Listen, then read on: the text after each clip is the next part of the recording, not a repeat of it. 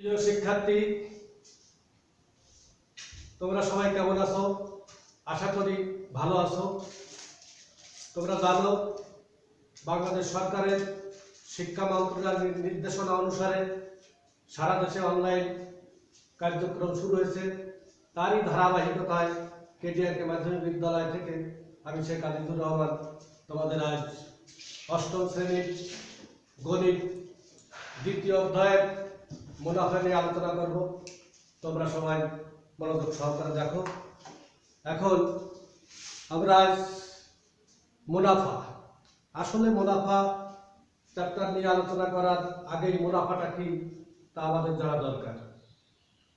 তো মুনাফা হচ্ছে, তোমরা জানো যে আমরা সাধারণত ব্যাংকিং হিসাব যখন করতে যাই তখন দেখা যায় ব্যাংক জনগণের সঞ্চিত অর্থ জমা, নির্দিষ্ট পরিমাণে মুনাফা জমা রেখে ওই অর্থ আবার ওই জনগণের কাছেই একটু বেশি হারে মুনাফায় ইনভেস্ট করে, বিনিয়োগ করে।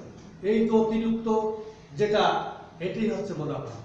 তো আমরা মুনাফা চ্যাপ্টারে অঙ্ক করতে যে প্রথম আমরা দেখব আসলে সরল মুনাফাটা কি এবং চক্রবৃদ্ধি মুনাফাটা কি।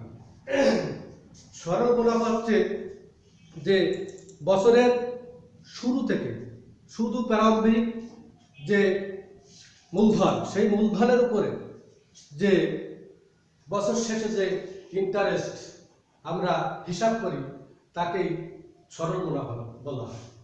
আর চক্রবৃদ্ধি মুনাফাটা কি? চক্রবৃদ্ধি মুনাফা হচ্ছে যে বছরের শুরুতে যে মূলধন বিনিয়োগ করলাম, বছর শেষে যে ইন্টারেস্ট, একটা নির্দিষ্ট পরিমাণে যে ইন্টারেস্ট হয়, ওই ইন্টারেস্ট দ্বিতীয় বছরে যে ওই মূলধনের সাথে যুক্ত হয়ে দ্বিতীয় বছরে মূলধন হিসাবে গণ্য হয়। তো যেহেতু মূলধন হিসাবে গণ্য হয়, এই ধরনের হিসাবকে আছে চক্রবৃদ্ধি মুনাফা বলা হয়। এখন আমরা দেখো কিছু সাংকেতিক চিহ্ন আমাদের জানা খুবই দরকার। দেখো, সরল মুনাফার সূত্র আমরা জানি। সরল মুনাফা, সরল মুনাফা আই সমান PNR। তো এখানে এই আই সমান সরল মুনাফা, সরল মুনাফা। এই যে পিটা হচ্ছে প্রিন্সিপাল, প্রিন্সিপাল PRINCIPAL। এই প্রিন্সিপাল সমান হচ্ছে মূলধন বা আসল। এই এন হচ্ছে টাইম, TIME, টাইম মানে সময়। আর আসছে rate of interest, rate of interest অর্থাৎ মুনাফার হার, মুনাফার হার। এই মুনাফার হারটা কি? আবার এই মুনাফার হার আছে 100 টাকার এক বছরের মুনাফা।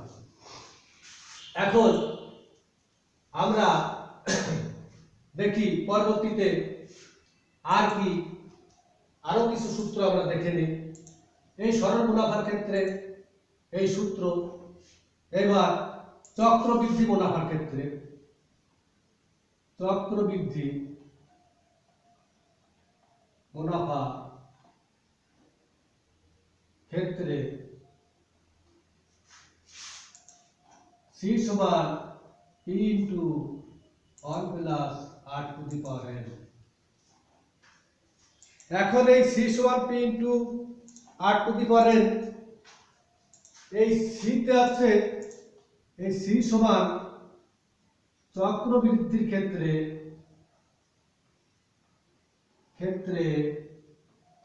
স্ববৃদ্ধিমূল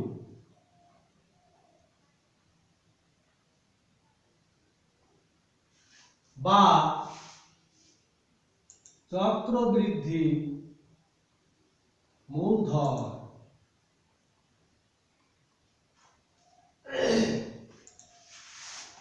ইতিমধ্যে আমরা এই পি সমান প্রিন্সিপাল মূলধন পেয়ে গেছি, আর এর রেট অফ ইন্টারেস্ট পেয়ে গেছি, এন এর টাইম মানে সময় পেয়ে গেছি, আমরা এগুলো ইতিমধ্যে পেয়ে গেছি।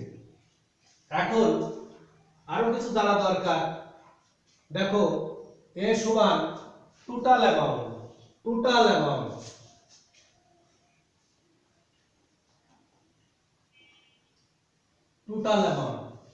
এই টোটাল অ্যামাউন্ট মানে এই টোটাল অ্যামাউন্ট অর্থাৎ লিখতে পারি আমরা পি প্লাস আই। এই P plus I total amount অর্থাৎ পিটি মূলধন আইটি মুনাফা। এই মূলধন এবং মুনাফা যুক্ত টোটাল অ্যামাউন্ট।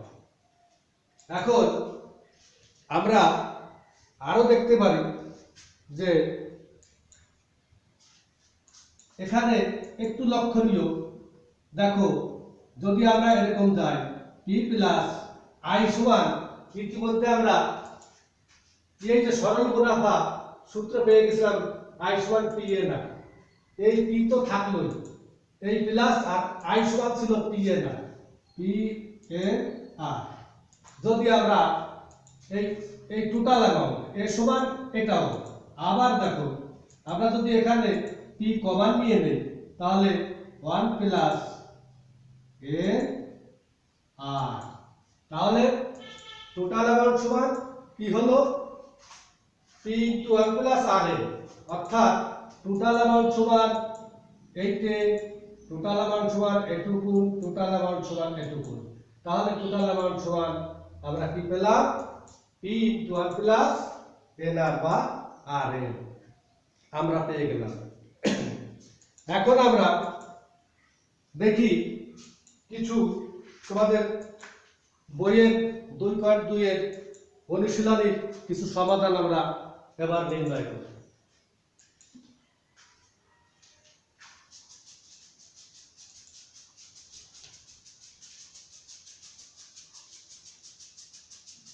বার্ষিক 8% মুনাফায়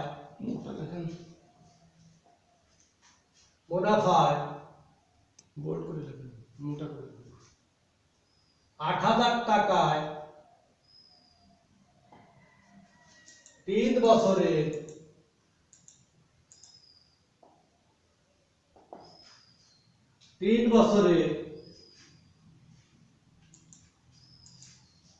চক্রবৃদ্ধি মূলধন কত হবে? 3 বছরে চক্রবৃদ্ধি মূলধন কত হবে? তাহলে বার্ষিক 8% মুনাফায় বা 10% মুনাফায়, বইটা আছে 10%, আমরা 10% দিয়েই করি। 10% মুনাফায় 8,000 টাকা 3 বছরের চক্রবৃদ্ধি মূলধন কত হবে? এখন আমরা একটু আগে দেখলাম যে চক্রবৃদ্ধি মূলধনের একটা সূত্র আমরা পেয়েছিলাম। সে চক্রবৃদ্ধি মূলধনের সূত্র কি ছিল? ছিল সি সমান P into 1 plus R to the power N. তো আমরা যদি সেই সূত্র এখন প্রয়োগ করি তাহলে আমরা এর উত্তরটা খুঁজে পেয়ে যাব। তাহলে আমরা জানি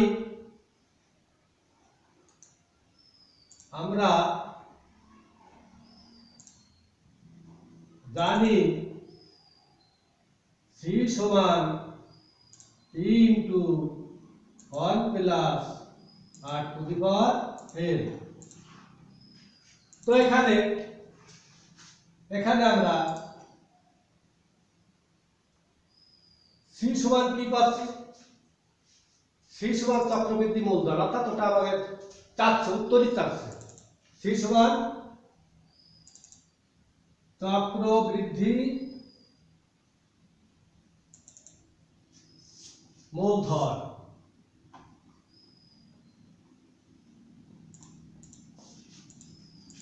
পি সমান আমরা জানি মূলধন, তো এখানে মূলধন কত আমাদের 10% গুণে 8,000 টাকা, তাহলে 8,000 টাকা হচ্ছে মূলধন আমাদের।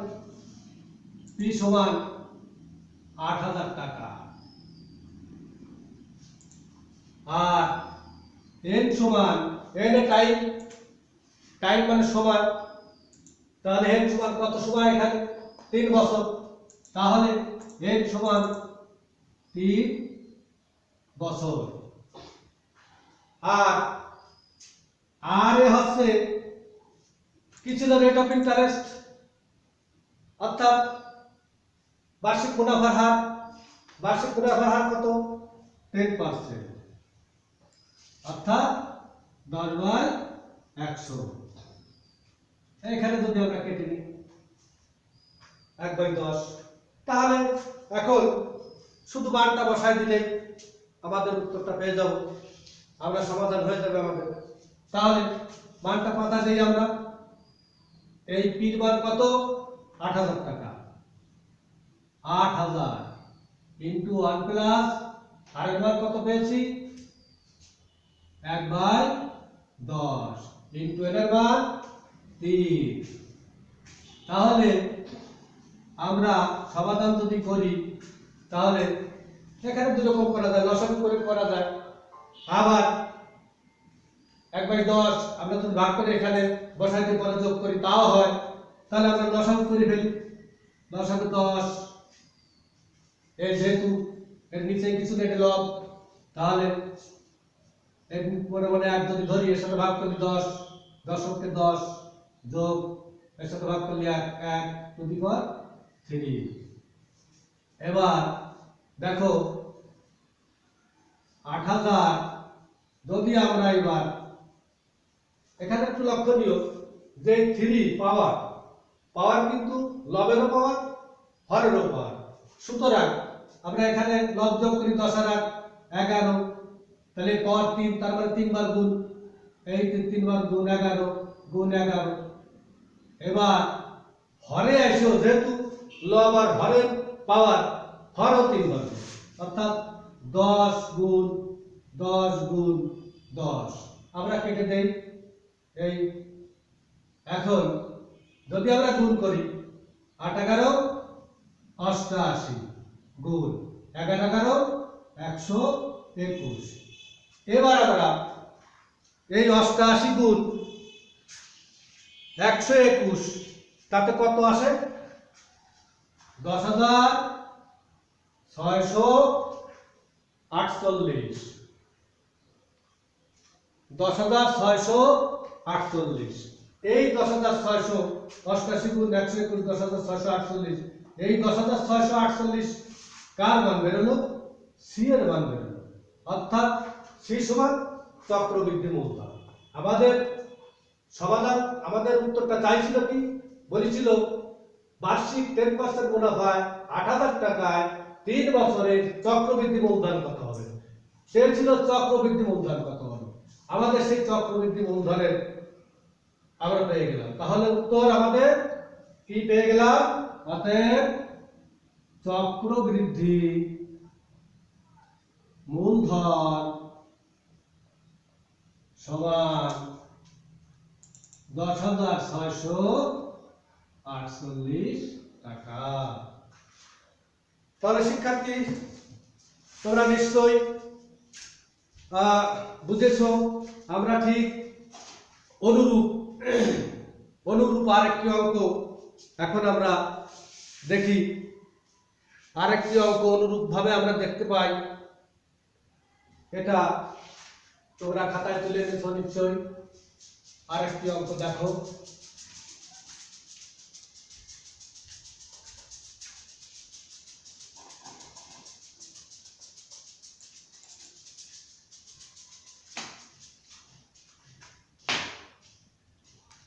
দেখো বার্ষিক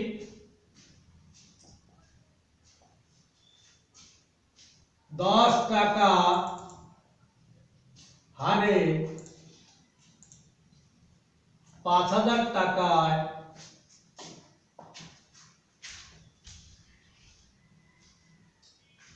3 বছরে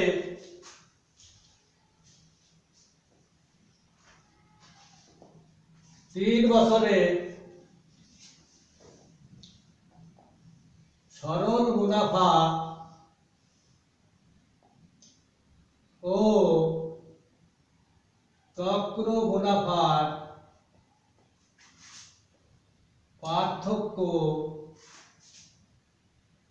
নির্ণয় করো।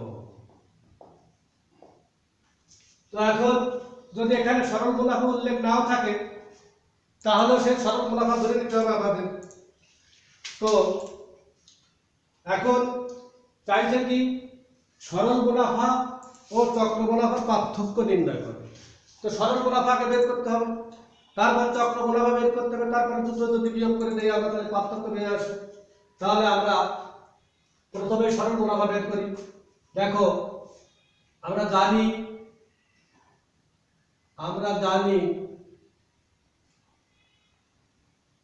সরল মুনাফার ক্ষেত্রে I সমান PNR। তো এখানে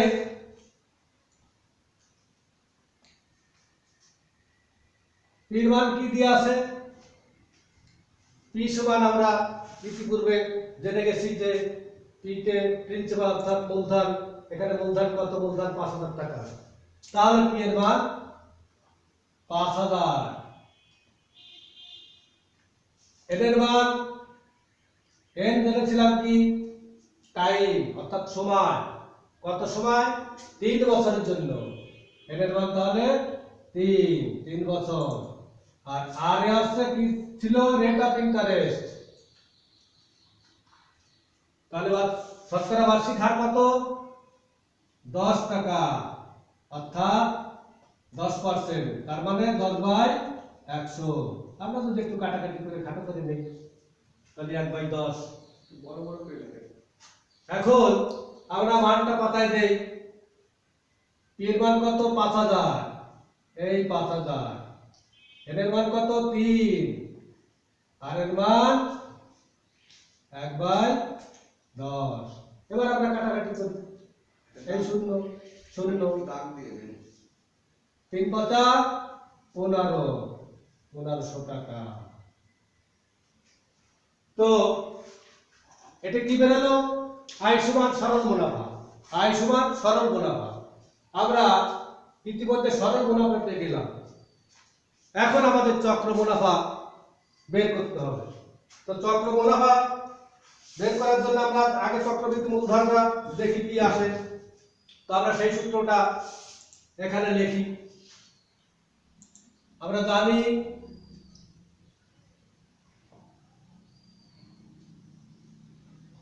কি জানি?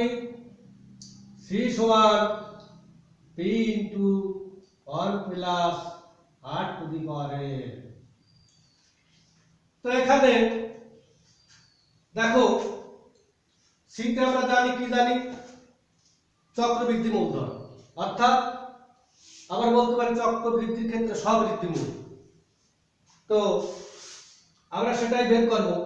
তো এখানে পির মান আমরা পেয়ে গেছি 5,000 টাকা। এই সেই 5,000 টাকা বসালাম 1 প্লাস আর এর মান কত ছিল? 1/10 ইনটু এর মান 30। আচ্ছা আমরা করে যাই এবার।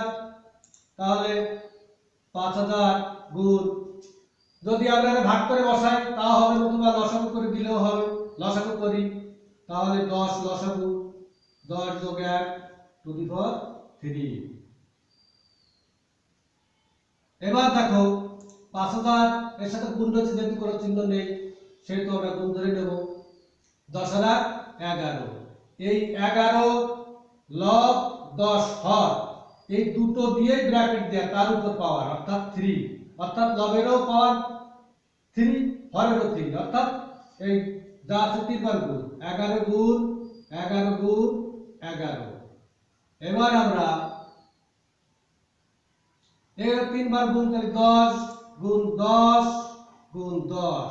এবার একটু কাটাকাটি করে নেই, এই যে কাটাকাটি হয়ে গেল, 5 11 55 গুণ 11 11 121। এবার 55 আর 121 যদি আমরা গুণ করি তাহলে 6655 হয়, 6655 হয়। এই 6655টা কি?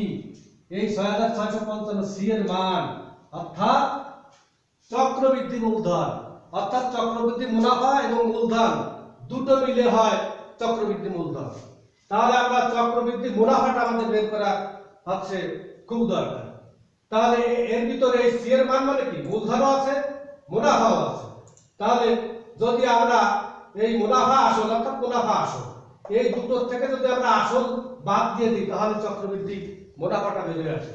তাহলে চক্রবৃদ্ধি মুনাফা,